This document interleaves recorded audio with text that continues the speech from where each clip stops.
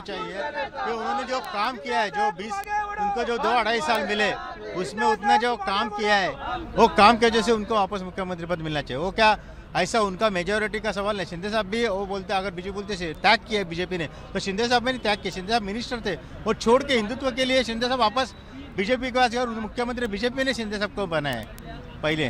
तो अभी भी शिंदे साहब ने उनको जो चांस मिला उसमें इतना काम किया है, क्या आप जनता में किधर भी घूमो जनता एक बोलेगी शिंदे साहब को ही मुख्यमंत्री बनाना चाहिए। शिंदे साहब हमारे ये महाराष्ट्र का मुख्यमंत्री का चेहरा का तुमने लेके लोगों में गए थे, लोगों ने चुन के दिया है आपको, वो शिंदे साहब के चेहरे पे चुन के दिया है। वापस एक बार मोदी जी ने और अमित शाह जी ने वापस से शिंदे साहब को मुख्यमंत्री बनाना चाहिए। शिंदे साहब को हल्के में मत लो। शिंदे साहब ने आज जो काम किया है ना उसके वजह से आज महाराष्ट्र में काम किया है शिंदे साहब ने, तो साहब को वापस मुख्यमंत्री बनाना ही चाहिए। हमारी शिवसेना की इच्छा है हमारे शिंदे साहब मुख्यमंत्री होने चाहिए।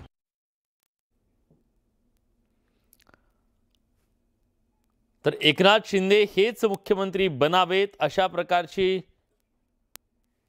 इच्छा ही शिवसैनिकांकडून व्यक्त केली जाते। बघा, गेल्या 3 दिवसापासून या टीव्हीच्या पडद्यावरती सोशल मीडियावरती दोन्ही बाजूनी भाजपचे कार्यकर्ते सुद्धा देवेंद्र फडणवीस यांनी मुख्यमंत्री झालं पाहिजे याच्यासाठी पूजा अर्चा करतायत, देवाचा धावा करतायत। माध्यमांमधून वेगवेगळे स्टेटमेंट्स येतात, तशी इच्छा व्यक्त केली जाते। तेच इकडे शिवसैनिकांच्या बद्दल सुद्धा आपल्याला म्हणता येईल। शिवसेनेचे अनेक नेते कार्यकर्ते हे सुद्धा सातत्यानं ही मागणी लावून धरतायत की एकनाथ शिंदेंच्या नेतृत्वाखाली या निवडणुका लढल्या गेलेल्या होत्या, त्यामुळे त्यांना पुन्हा संधी दिली गेली पाहिजे। त्यांनी हे मोठं यश त्यांच्या नेतृत्वात त्यांना मिळालेलं आहे। अजित मांढरे आपल्या सोबत आहेत, आपण थेट त्यांच्याकडे जातोय। अजित, आता या पत्रकार परिषदेच्या पूर्वी एक महत्त्वाची बैठक पार पडली असं कळतंय शिवसेनेच्या नेत्यांची। या बैठकीला कोण होतं, काय ठरलं, या बैठकीमध्ये काय संवाद झाला, काही कळू शकलंय का?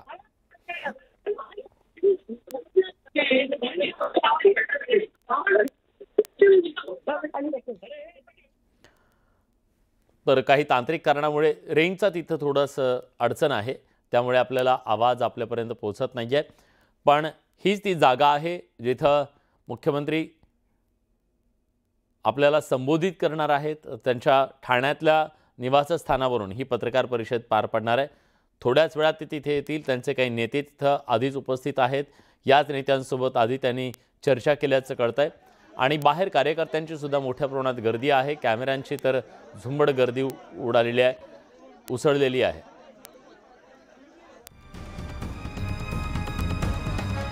शिवसेनेच्या खासदारांकडून आता अमित शहांची भेट घेतली जाणार आहे। महाराष्ट्रातल्या राजकीय वादावर चर्चा केली जाईल असं कळतंय। थोड्याच वेळात एक महत्त्वाची बैठक पार पडणार आहे। सध्या दिल्लीत सगळे खासदार आहेत, कारण अधिवेशन सुरू आहे आणि शिवसेनेचे सगळे खासदार अमित शहा यांची दिल्लीत भेट घेणार आहे। महाराष्ट्रातल्या सगळ्या राजकीय वादावर यावेळी चर्चा केली जाईल असं कळतंय आणि त्यामुळे अमित शहा यांच्या पुढे आपली कैफियत आणि आपलं घराणं मांडलं जाईल असं कळतंय। एकनाथ शिंदे यांना मुख्यमंत्री करण्यासाठी एक प्रकारची ही दबावाची नीती आहे का, अशा प्रकारची चर्चा सुद्धा राजकीय वर्तुळात सुरू झालेली आहे। दरम्यान ही थेट दृश्य आपण बघतोय। मुख्यमंत्री एकनाथ शिंदे यांच्या ठाण्यातल्या निवासस्थानातली ही दृश्य आहेत। काही माध्यमांना तिथं एंट्री देण्यात आलेली आहे आणि सगळेजण वाट पाहत आहेत की एकनाथ शिंदे इथं कधी पोहोचतायत। आणि जी माहिती मिळाली त्यानुसार दिल्लीत सुद्धा शिवसेनेचे सगळे खासदार अमित शहांची भेट घेणार असल्याचं कळतंय। प्रशांत लीला रामदास आपले प्रतिनिधी आता आपल्यासोबत आहेत। प्रशांत, मागणी हीच असेल, एकनाथ शिंदेंना मुख्यमंत्री करणं का गरजेचं आहे? खासदार एक प्रकारे दबाव टाकतायत, ही रणनीती आहे? बरोबर, हीच रणनीती आहे की केंद्रीय गृहमंत्री अमित शहा यांना भेटायचं आणि मुख्यमंत्री म्हणून एकनाथ शिंदे यांचा चेहरा असावा अशा प्रकारची ती मागणी करतील। साधारणतः 4 वाजता ते संसद भवनातील कार्यालयात सर्व शिवसेनेचे खासदार जे आहे ते एक अमित शहा यांची भेट घेणार आहे आणि या भेटीमागे राजकीय तोडगा लवकरात लवकर काढावा अशी मागणी करणार आहे आणि मुख्यमंत्र्यांचा चेहरा म्हणून एकनाथ शिंदेच असावे अशी देखील मागणी करणार असल्याची माहिती सूत्रांनी दिलेली आहे। या या सगळ्याबद्दलचा तपशील आम्ही तुमच्याकडून घेत राहू, पण तुर्तास धन्यवाद तुम्ही दिलेल्या सगळ्या सविस्तर माहितीबद्दल। आता जी माहिती मिळते त्यानुसार पुढच्या काही क्षणामध्ये एकनाथ शिंदे हे आपली भूमिका जाहीर करू शकतात। मग ती भूमिका नेमकी काय असेल याबद्दलची उत्सुकता शिगेला पोहोचलेली आहे।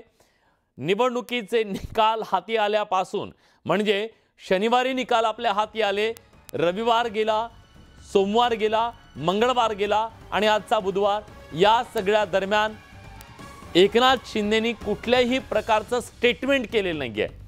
त्यांचं हे मौन खरं तर सगळ्यांनाच अस्वस्थ करणार आहे आणि आज ते आपलं मौन सोडणार आहेत। त्यामुळे त्यांच्या भूमिकेकडे संपूर्ण महाराष्ट्राचं लक्ष लागलेलं आहे। एकनाथ शिंदेंच्या मनात नेमकं काय आहे? जी चर्चा राजकीय वर्तुळात आहे, जी चर्चा माध्यमांमध्ये आहे की एकनाथ शिंदे नाराज आहेत, त्यांच्या नेतृत्वाखाली महाराष्ट्राची विधानसभेची ही निवडणूक लढवली गेली आणि त्यांनाच आता मुख्यमंत्री पदाची संधी मिळावी अशा प्रकारची भूमिका त्यांच्या कार्यकर्त्यांकडून मांडली जाते। या पार्श्वभूमीवरती खरंच ते नाराज आहेत का? मुख्यमंत्री पदावर त्यांनी क्लेम केलेला आहे का? दिल्लीतल्या नेत्यांसोबत त्यांचा नेमका काय संवाद झालेला आहे? याच्या आधी त्यांना काही तशा प्रकारचा शब्द दिला गेलेला आहे का? जर मुख्यमंत्री पद भाजप स्वतःकडे ठेवणार असेल तर मग अशा परिस्थितीत एकनाथ शिंदे यांची नेमकी भूमिका काय असणार आहे? अजित पवार यांच्या पक्षानं भाजपला पाठिंबा दिलेला आहे, मग या परिस्थितीत त्यांची बार्गेनिंग पॉवर ही काहीशी कमी झाली आहे का? एकनाथ शिंदे यांच्या पुढचे राजकीय पर्याय नेमके काय आहेत? सांगितलं जात आहे की त्यांनी दिल्लीमध्ये एखादं केंद्रीय मंत्रीपद घ्यावं किंवा राज्यात उपमुख्यमंत्री पद घ्यावं। दोन पर्याय त्यांच्या समोर, दोन फॉर्म्युले दिले गेल्याचं सुद्धा कळतंय। या फॉर्म्युल्यांच्या बद्दल एकनाथ शिंदे नेमकी काय भूमिका घेतात हे पाहावं लागेल। हे फॉर्म्युले केवळ माध्यमांमधून आहेत की प्रत्यक्षात भाजपच्या केंद्रीय नेतृत्वानं त्यांच्यापर्यंत हा मेसेज पोहोचवलाय? जर हा मेसेज पोहोचवला असेल तर मग एकनाथ शिंदेनी या फॉर्म्युल्याच्या संदर्भात विचार करणार असं सांगितलंय की ते धुडकावले? असे अनेक प्रश्न आहेत ज्या प्रश्नांची उत्तरं महाराष्ट्राला आज हवी आहेत। जेवढी उत्सुकता निकालाची होती महाराष्ट्रामध्ये की या विधानसभा निवडणुकीचा निकाल नेमका काय, पण निकालाच्या दुसऱ्या क्षणाला जेव्हा अभूतपूर्व अलोट एक सुनामी आली इथं आणि त्यानंतर जी राजकीय परिस्थिती निर्माण झालेली आहे, या राजकीय परिस्थितीत आज प्रत्येकाच्या मनात प्रश्न आहे महाराष्ट्राचा पुढच्या 5 वर्षासाठीचा, या सगळ्यासाठीचा जो चेहरा आहे तो नेमका कोण असणार आहे? खरं तर या सगळ्या राजकीय पार्श्वभूमीवरती आता महाराष्ट्राचा मुख्यमंत्री कोण या प्रश्नाचं उत्तर मिळू शकलेलं नाहीये। पत्रकारांची घाई गडबड तिथं सुरू आहे, तुम्ही बघताय।